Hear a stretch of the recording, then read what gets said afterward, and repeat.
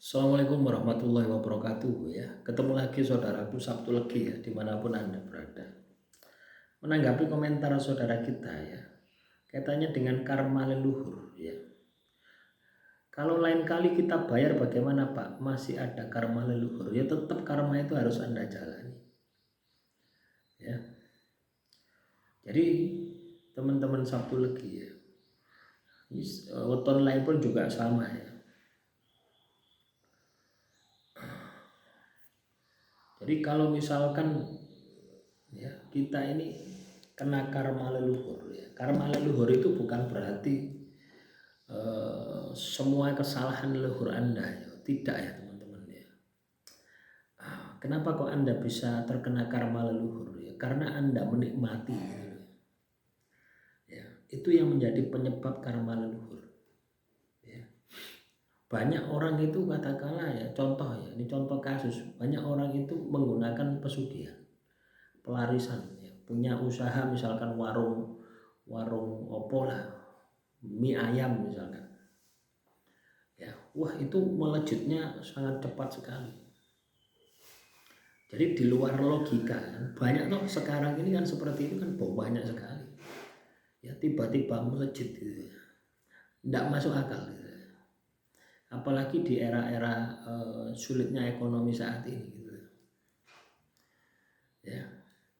Lah itu kan orang tuanya, usaha orang tuanya, dan dia punya anak gitu loh ya. Ya ibaratnya Anda itu anaknya gitu loh ya. Otomatis kan Anda ini pasti menikmati gitu loh ya. Pasti Anda menikmati hasil ya dari orang tua Anda tadi. Paham enggak apa yang saya sampaikan? Misalkan dari jualan mie ayam ya, dia bisa menyokolahkan Anda ya, bisa ngasih makan Anda, pokoknya segalanya itu loh ya. Nah, itu secara tidak langsung ya, secara tidak langsung Anda ikut menikmati hasil dari pesugihan tadi. Ya, lah tentunya akan berdampak karma terhadap diri Anda. Ya, banyak sekali ya kasus-kasus ya, yang terjadi di masyarakat kita itu, yang kita ini misalkan ya,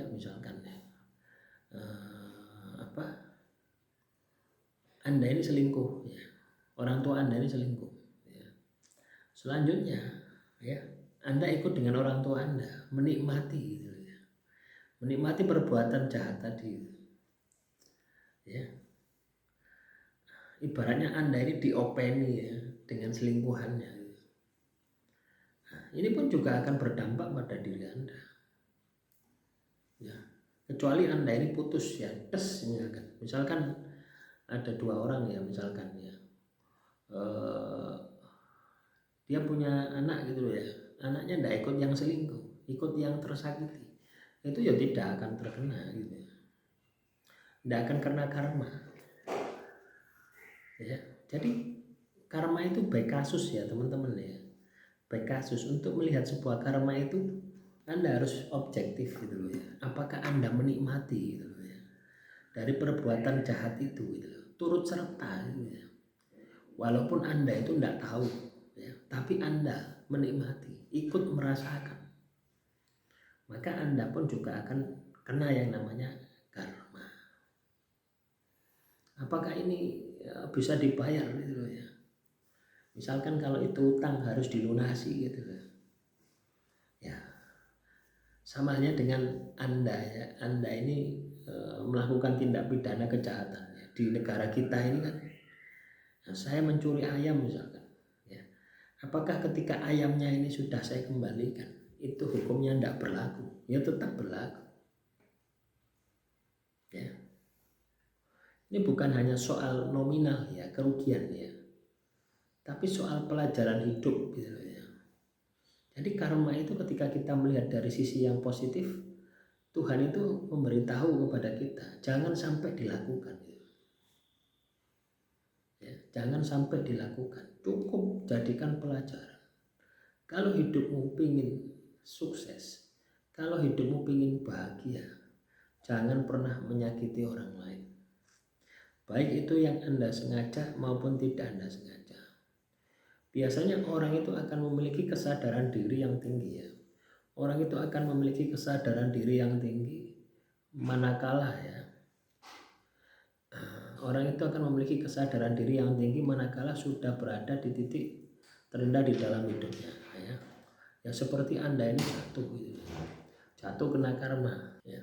Jadi seperti itu, karma itu seperti itu.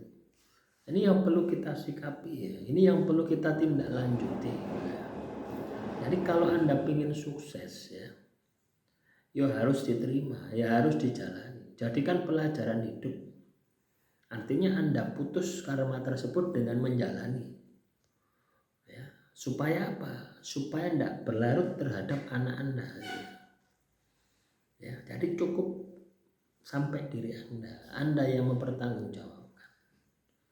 Nah, kalau Anda bisa seperti itu, maka saya sukses jaya ya, akan menjadi bagian dari kehidupan Anda. Loh ya teman-teman, kalau orang itu katakanlah sudah sadar ya, kalau orang itu sudah sadar kaitannya dengan karma ya, kalau orang itu sadar dengan karma ya, bahwasanya masalah yang dihadapi itu adalah karma, dia takut ya.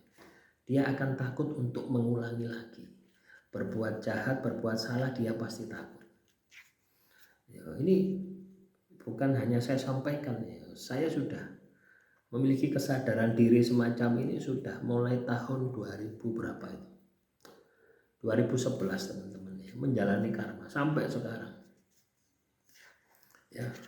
Walaupun ya secara secara absolut ya, mutlak ya, itu yang saya sakiti itu enggak tahu gitu loh ya. Itu teman-teman enggak tahu ya. Kalau yang personal itu enteng teman-teman, ini sangat berat, menurut saya itu sangat berat sekali ya, tapi tetap tak jalani. Ketika muncul kesadaran diri itu, wah menikmati sekali gitu ya, untuk tidak menyakiti ya. Ketika tersakiti itu ya biasa saja teman-teman ya. Kalau Anda sudah sadar karma, Anda tersakiti itu biasa, tidak ngefek. Kenapa? Anda tahu ya, beratnya karma yang sedang Anda jalani. Itu menjadikan Anda tidak ingin menyakiti orang lain. Itu hikmah yang sangat luar biasa. 2011 itu teman-teman ya, sampai detik ini ya alhamdulillah ya, tidak selalu berat ya, terus berkurang ya, terus berkurang ya. Karma itu harus dibayar dengan sebuah penderitaan. Tidak ada ceritanya karma dibayar dengan uang, tidak ada. Karma itu harus dibayar dengan derita ya, rasa yang menyakitkan ya. Hanya dengan spiritual yang kuat dan tirakat yang kencang, maka karma itu akan bisa kita selesaikan. Demikian, semoga bermanfaat. Salam rahayu, rahayu, rahayu.